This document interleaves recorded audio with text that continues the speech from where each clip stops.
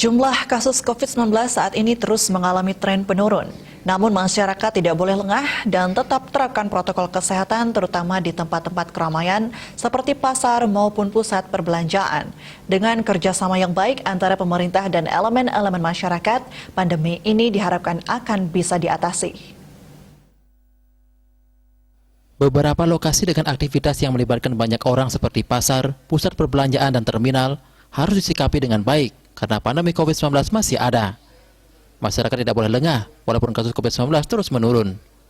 Masyarakat harus tetap disiplin menerapkan protokol kesehatan dengan baik, mulai dengan memakai masker, mencuci tangan dengan sabun dan air mengalir, menjaga jarak, dan selalu menjaga kesehatan dengan menerapkan pola hidup sehat. Pengelola pasar ataupun tempat keramaian harus senantiasa mengingatkan pengunjung untuk taat prokes, terutama tidak berkerumun, agar tidak ada lagi klaster-klaster baru. Dengan kerjasama yang baik, upaya menjaga kesehatan dan perputaran roda ekonomi bisa berjalan seirama.